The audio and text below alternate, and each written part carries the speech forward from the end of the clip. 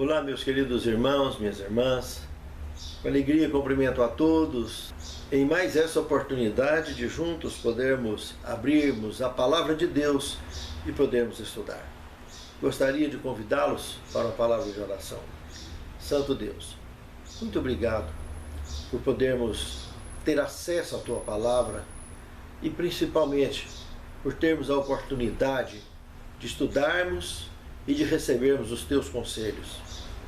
Conduz os nossos passos, conduz a nossa mente, para que possamos, pela Tua graça, alcançar plena compreensão e ter condições de exercitarmos a nossa fé praticando com os Teus ensinos.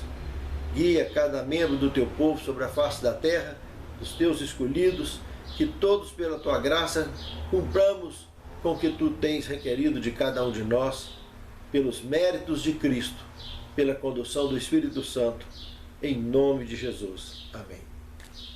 Sangue inocente. Um título pesado, mas biblicamente compreensível. Entenderemos a extensão desse problema no discorrer desta lição, desta semana, tranquilamente, porque a palavra de Deus nos garante a absoluta compreensão de tudo aquilo que está revelado para mim e para você. O verso principal, Hebreus capítulo 11, verso 1.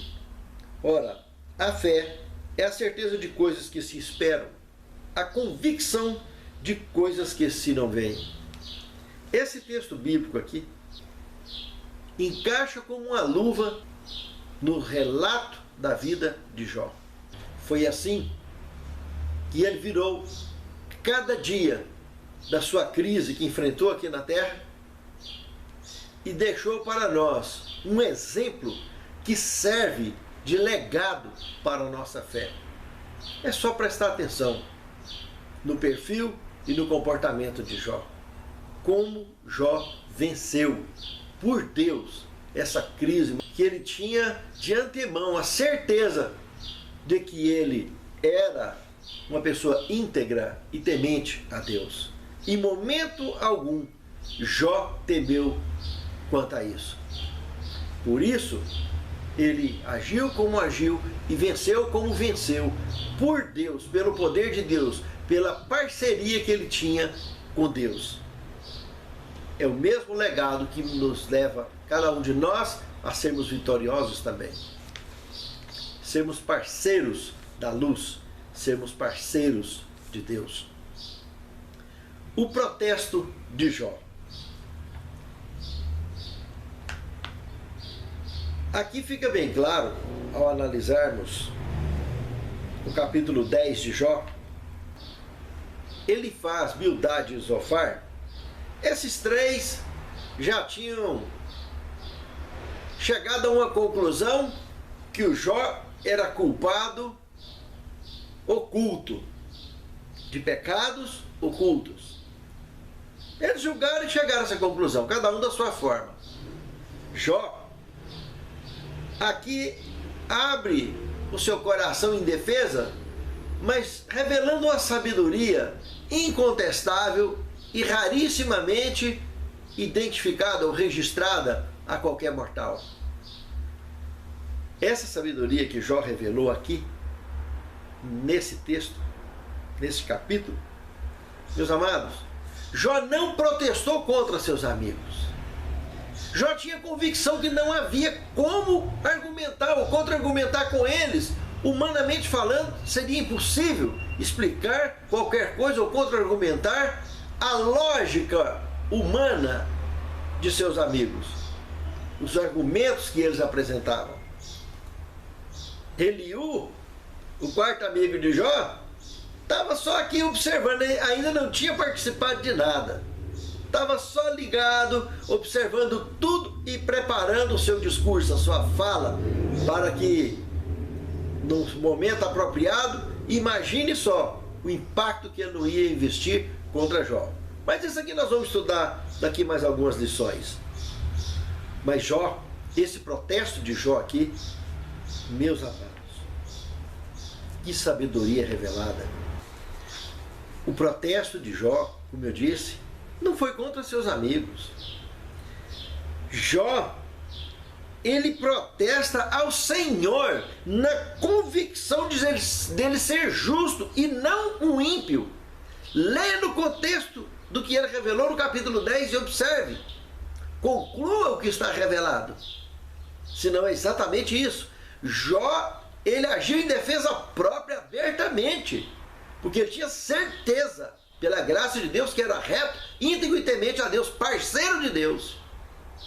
E ele aqui abre um protesto direto contra Deus.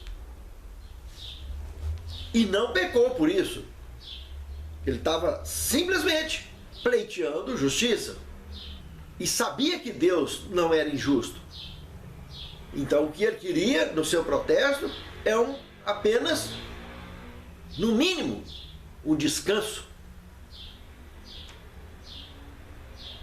de tanto sofrimento que ele não merecia. Ele não queria aqui dar explicação para nenhum mortal, para os seus amigos, entender ou deixar de entender. Ele estava preocupado na interação entre ele e Deus. O que estava pegando para ele estar naquela situação? Mas ele tinha convicção de que Deus era justo, reto, perfeito, misericordioso e amoroso. Jó sabia que jamais os amigos dele, naquela visão medíocre de cristianismo, de espiritualidade, jamais entenderia qualquer argumentação de Jó como um mortal igual a eles. Por isso, Jó volta o seu olhar para Deus e protesta a Deus. Mas protestando a Deus daquela maneira, no mínimo, Jó abriria um espaço para a reflexão dos seus amigos. E por que não dizer para mim e para você? Para refletirmos sobre nossa conduta. Pouquíssimas pessoas no registro bíblico, no relato bíblico, puderam usar a si próprio e sua conduta como referência.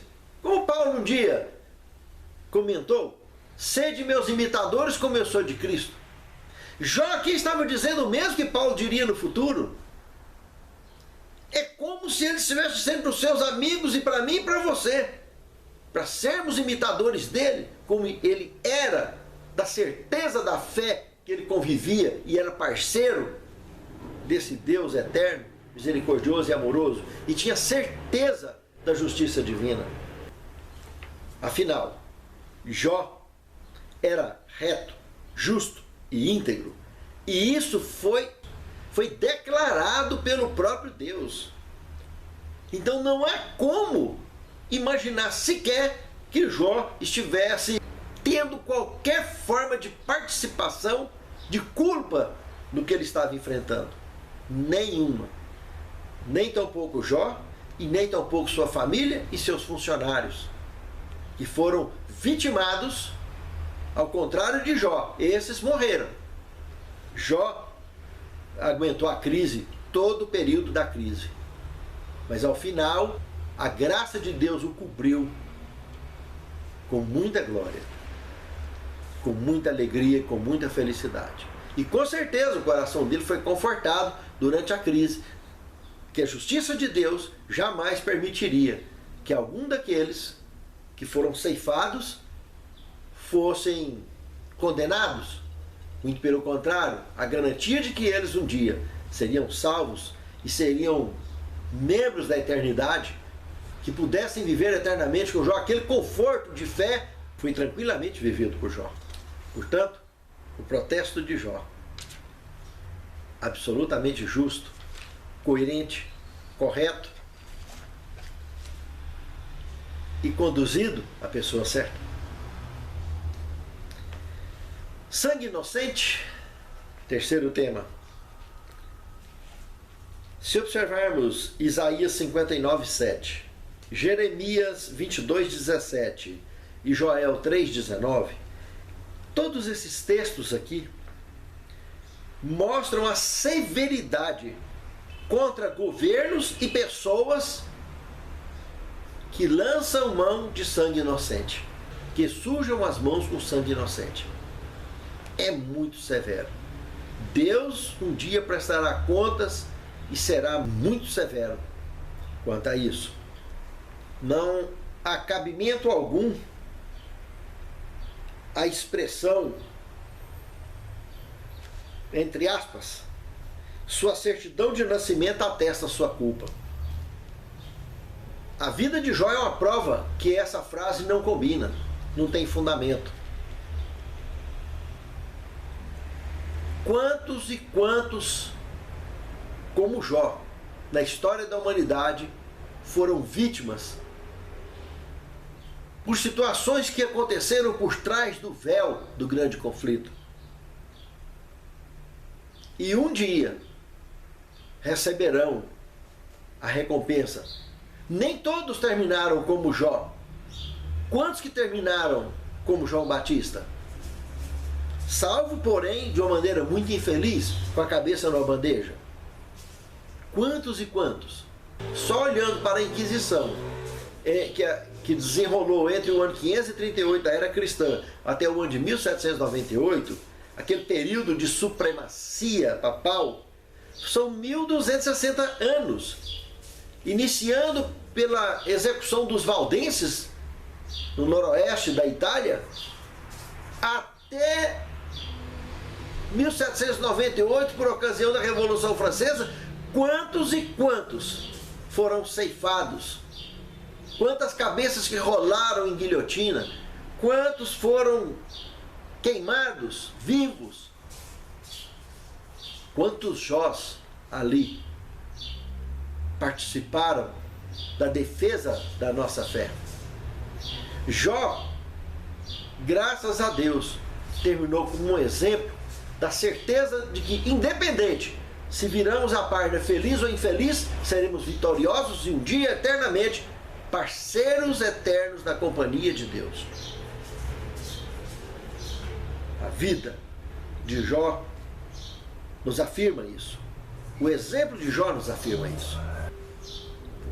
Mas, como revelou os textos acima, a prova de que qualquer um que conduz injustamente a mão contra o inocente, Satanás, nesse relato, mais uma das muitas vezes, passa a fazer parte da relação da vingança de Deus, daquela lista que um dia Deus vingará para todo sempre. O mal pagará seu preço. Satanás e todo ímpio que comete injustiça um dia enfrentará a ira divina e saberá o quanto foi caro investir contra inocentes, lançar a mão de servos e servas do Altíssimo. O quanto isso é caro. Muitos pagam em vida para ter ainda como prova de que ainda tem chance de se arrepender e voltar atrás e servir a Deus em espírito e em verdade. Os que não têm mais jeito, já está encerrado o seu caso. E um dia, para todo sempre, pagará com a própria vida. Pela ignorância da iniquidade. Tanto Jó, quanto os inocentes que pereceram, seus filhos, funcionários, que pereceram nessa crise de Jó, não há dúvida que Deus, como um Deus justo, os permitiram descansar salvos, para um dia participarem juntamente com Jó novamente do compartilhamento do amor, da misericórdia, da justiça, da eternidade, da vitória. Mas infelizmente, sermos vítimas da maldade, da impiedade, é coisa que não é muito incomum no dia a dia em que vivemos. Isso acontece para todo lado, dentro de casa, dentro da igreja, dentro do trabalho, no mundo, em qualquer lugar. E lembrando ainda que na crise final deste mundo, crise inclusive familiar, de pais entregando filhos, filhos a pais, cônjuges, etc., faz parte das profecias proferidas no sermão profético pelos lábios do próprio Filho de Deus. Não se esqueçam disso. Vigiar e orar continua sendo a maneira certa e a única forma de alcançarmos a vitória de maneira incontestável. Destinos injustos. Se analisarmos Jó capítulo 15, versos 14 ao 16, perceberemos que o homem, ele nasce como membro de uma raça caída e só ao se converter, ele passa a fazer parte de uma raça eleita. Seja feliz ou infeliz a conclusão de sua missão neste mundo, seja ela como venceu Jó, seja ela como venceu João Batista, feliz ou infeliz. Jó, feliz, seus filhos infelizes, seus funcionários infelizes, mas todos, como João Batista, seja como João Batista, seja como Jó. Por isso, a certeza absoluta de que todos foram vitoriosos. Ainda que a injustiça do mundo se torne uma avalanche contra a verdade e contra os servos do Altíssimo, a convicção, a certeza absoluta da vitória é inabalável na vida daqueles que servem a Deus em espírito e em verdade. Basta a cada dia o seu mal, quinto tema. Isso é o que concluímos com a leitura de Mateus 6, 34. Mas é interessante que, se observarmos na Bíblia Sagrada, como isso se aplica na família de Jó, como isso se aplica na vida de seus filhos, como isso se aplica na vida dos seus parentes que morreram junto com seus filhos, como se aplica na vida e nas famílias daqueles que pereceram trabalhando para Jó, como isso ecoa no sangue de Abel, lá em Gênesis capítulo 4, verso 8, como isso ecoa na vida de Faraó, que resistiu durante 10 pragas e queria emplacar a maldade contra o povo de Deus, até que os primogênitos fossem executados e finalmente ele pudesse liberar o povo de Deus, e ainda em seguida depositando sua vida no Mar Vermelho, juntamente com mais de 600 homens do seu exército, sendo ceifados na resistência da ignorância, da impiedade. Em 2 Samuel 11, 17, a covardia que o próprio Davi, que foi chamado de amigo de Deus, era amigo de Deus, mas no momento em que ele tirou férias dessa amizade, a covardia que ele fez contra Urias, para tomar a mulher de Urias, a covardia que os seus generais, apesar de cumprir ordem, praticaram, de deixar Urias onde deixou para receber uma chuva de flecha, na covardia revelada em Mateus 14, 10, contra João Batista,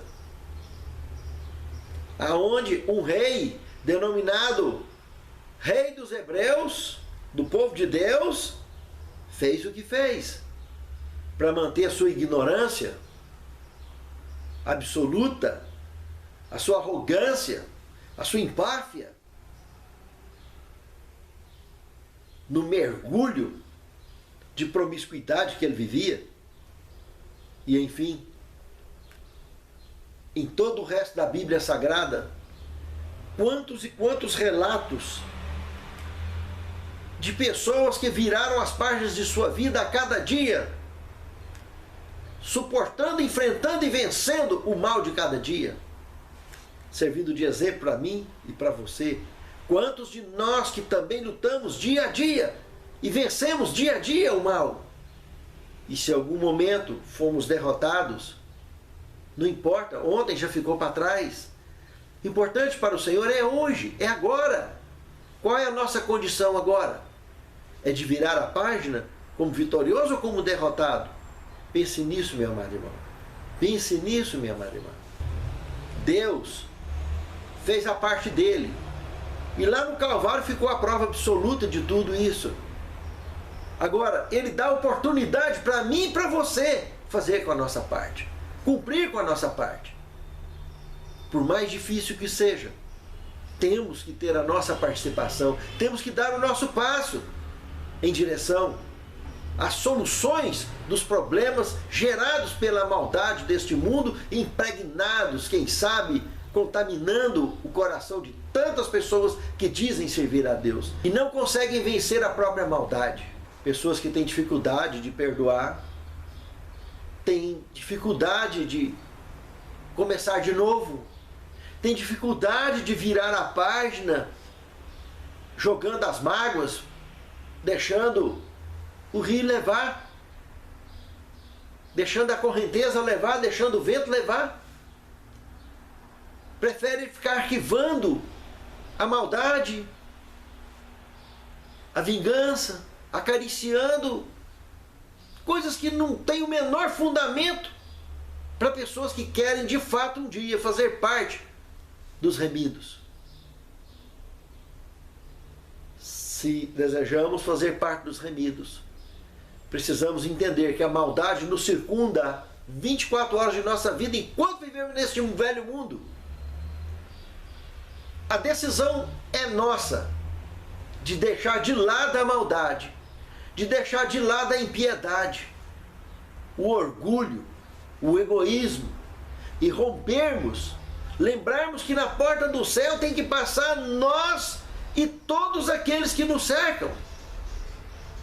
Não há forma, não há outra forma de imaginarmos a salvação senão essa, que é para todos. Se não fizermos a nossa parte, aqueles que você pensa que não vai, vai no teu lugar e você vai ficar. Pense nisso, meu amado irmão. Pense nisso, minha amada irmã. Vamos virar a página da maldade de cada dia e reiniciarmos uma página limpa. Vamos dar esse primeiro passo, como se cada dia fosse um lava-pés, como se cada dia fosse uma santa ceia na nossa vida, diante dos nossos parentes, dos nossos entes queridos, diante dos nossos amigos, dos nossos colegas, ao nosso redor em que vivemos, que possamos viver dessa maneira, para a honra e para a glória de Deus. Só assim, com amor e com decisão de andarmos como membros da raça eleita, subirmos a escada da consagração nos braços de Cristo, só assim conseguiremos definitivamente encontrar com Ele nas nuvens quando Ele voltar. Não tem outro jeito. Pense nisso, meu amado irmão. Pense nisso, minha amada irmã. Foi assim que Jó venceu. Foi assim que João Batista venceu. E é assim que nós venceremos. Fatos que se não veem. Meus irmãos, esses fatos que se não veem, que foi relatado lá em Hebreus capítulo 11, verso 1, há quantos anos na frente de Jó? É o mesmo que foi relatado em Provérbios capítulo 3, verso 5, que diz: confie no Senhor de todo o teu entendimento e não se estribes no seu próprio conhecimento. Essa regrinha básica, os amigos de Jó perderam a direção, perderam de vista. Eles preferiram se estribarem no conhecimento deles, na lógica mortal das coisas, e foram injustos com seu amigo, com seu parceiro. E nós, quando nos estribamos no nosso próprio conhecimento, continuamos fazendo o mesmo que os amigos de Jó fizeram.